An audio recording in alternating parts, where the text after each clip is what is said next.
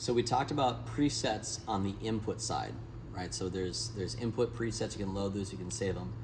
There are more presets that were delivered in your documents folder. You may have seen them if you're poking around on some things or when you're loading some other presets.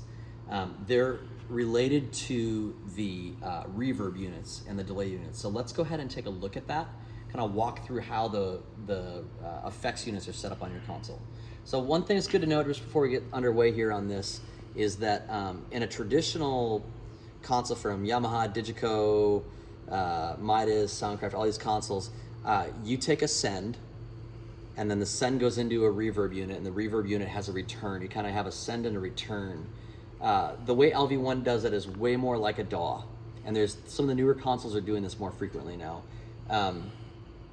It all is in one strip. The send and the return is all in one strip. So that's a good thing to note here because that can kind of trip you up.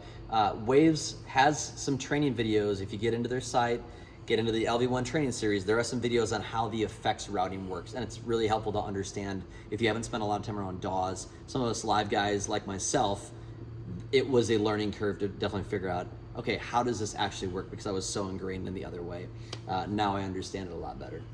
All right, so let's look at this. We've got 8 aux units that are dedicated to reverbs, right? We've seen that out of the 24, there's the 8. They can be mono or stereo.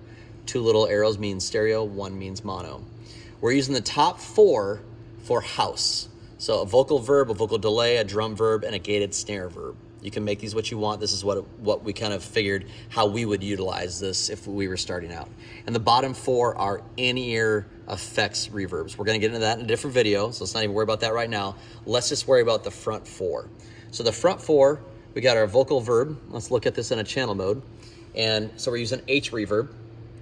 We're using a vocal delay here. This is H delay, very classic delay unit that has been used on tours for years. The drum verb is an IR live, and this is where presets come into play. We're gonna come back and talk about that in a minute. And then the gated snare verb is also H reverb. So H reverb is a really, really great sounding reverb unit.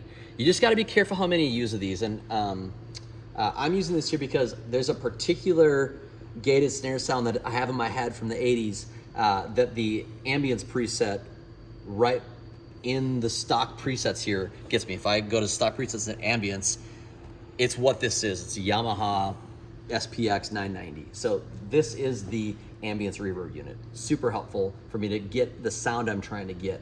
In vocal verb, I really like some of these vocal reverbs, so I'm using one here. I've played with a bunch of them. This is what I find works for us. But one thing to note, we've talked a lot about latency and core management. Let's just get out of LV1 for a second and go over here and look online. So this unit is online. You can get your unit online too. I just jumped into the start menu and went to Edge, and I'm using everybody's favorite browser, Microsoft Edge. And if we want to kind of see the latency of a plugin, we can click on plugins. I'm going to look at like reverb units here. I'm scrolling down. Here's H reverb right near the top. Great.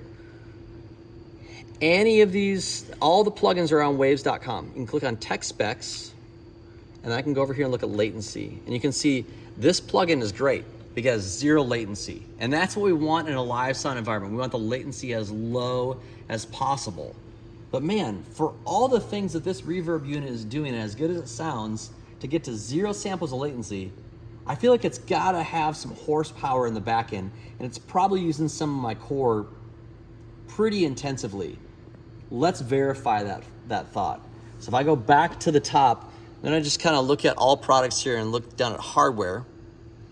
And you can scroll down, and if you find your Extreme C server, which is what we're delivered with our units, again, we're gonna look for tech specs.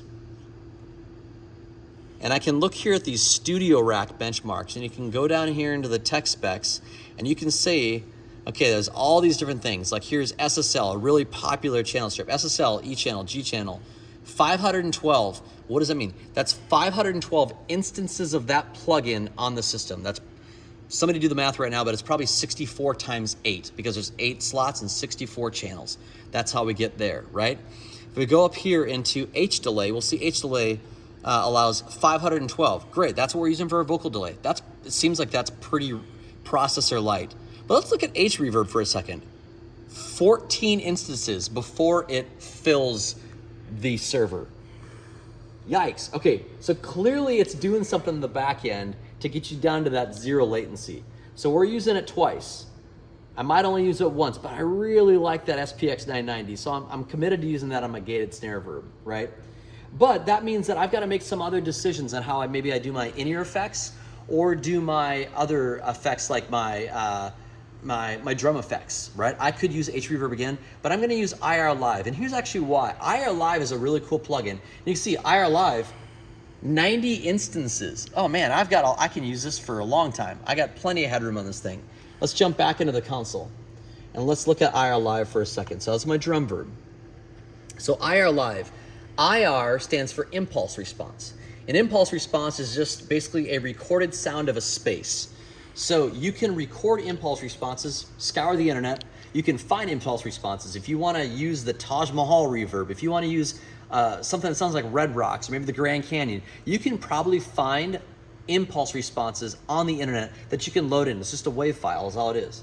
So we are providing you guys with some presets, and this is where presets part 2 comes in. You're delivered with a bunch of Bricasti M7 V2 presets. So the Bricasti Model 7 is a really popular reverb unit that is really sought after. You've got the presets built right in here. So let's look at that. So remember, presets are accessed from the top.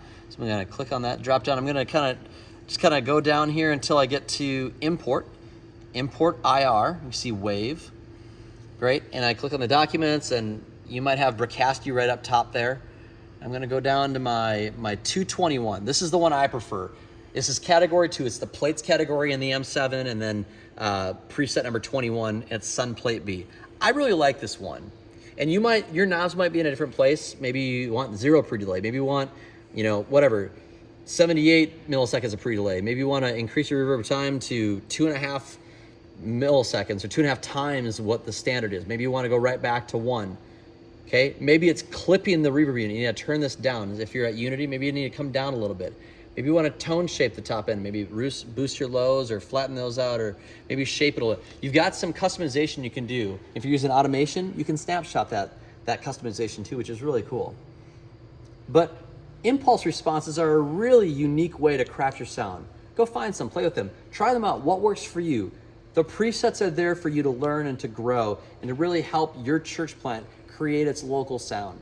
We are delivering what is hopefully helpful day one, but as you grow with this thing, the IR unit allows you to do tremendous just variation of reverbs. Again, go find some online, import those, see what you like.